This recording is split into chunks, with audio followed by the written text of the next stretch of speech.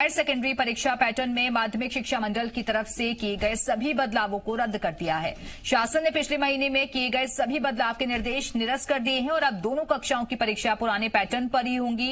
राज्य शासन ने विशेष अधिकार मध्य प्रदेश माध्यमिक शिक्षा मंडल अधिनियम की धारा 9 का इस्तेमाल करते हुए सभी निर्देश निरस्त कर दिए हैं। तो मध्य प्रदेश माध्यमिक शिक्षा मंडल अधिनियम की धारा 9 जिसे रद्द कर दिया गया है और पुराने वक्त में जो आदेश दिए गए थे, जो पैटर्न चल रहे थे, उन्हें फिलहाल के लिए निरस्त करने का फैसला लिया गया।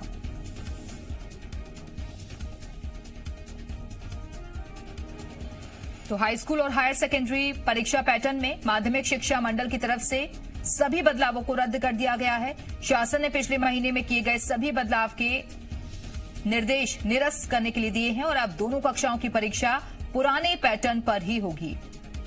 राज्य शासन ने विशेष अधिकार मध्य प्रदेश माध्यमिक शिक्षा मंडल अधिनियम की धारा 9 का इस्तेमाल करते हुए सभी निर्देश निरस्त कर दिए हैं। और हमारे साथ हमारे सहयोगी वैभव लगातार जुड़े हुए हैं। वैभव, ये पुराने जो आदेश चल रहे थे उन्हें निरस्त कर दिया गया है और अब पुराने पैटर्न पर ही होंगी परीक्षाएं।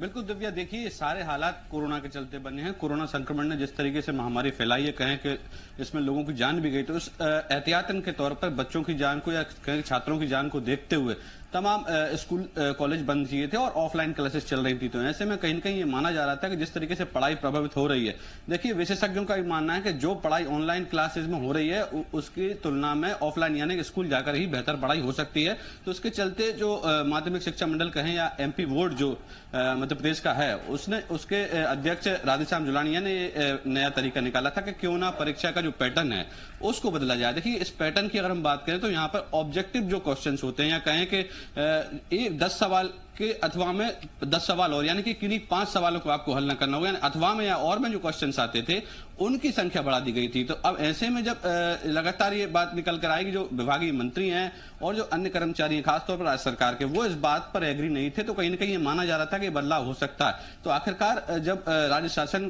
की इस पर नजर पड़ी और बारीकी से जब पूरी पड़ताल की गई तो कहीं ना कहीं ये माना गया कि इस परीक्षा के पैटर्न को बदलने से छात्र हैं, जो स्टूडेंट्स हैं, उनके अंदर कशमकश की स्थिति होगी। कहीं ना कहीं वो अलग बदलाव का महसूस करेंगे और जो रिजल्ट है वो बिगड़ सकता है। तो इसी स्थिति को देखते हुए ये पूरा बदलाव किया गया। माध्यमिक शिक्षा मंडल की जो धारा 9 है उस विशेष अधिकार का उपयोग यहाँ पर किया गया। तो अब कहीं ना कहीं ये मान सकते हैं कि जो पुराना जो पैटर्न था अब तक जो चला आ रहा था उसी पैटर्न पे अब बच्चों को एग्जाम देने, क्योंकि देखिए बच्चे भी पढ़ाई उसी विभाग पे कर रहे थे अब तक कि किस तरीके से एग्जाम दिया था। लेकिन अचानक से जब बच्चे स्कूल भी नहीं जाते हैं और क्लासेस भी नहीं लगती हैं, तो ऐसे में नया परीक्षा पैटर्न कहीं ना कहीं दिक्कत दे सकता था। उसी स्थिति को भांपते हुए राज्य शासन ने आदेश जारी किए हैं। बिल्कुल, तो एमपी बोर्ड ने अहम फैसला लिया है जहां पुराने पैटर्न के आधार पर ही इस बार की परीक्षा होंगी।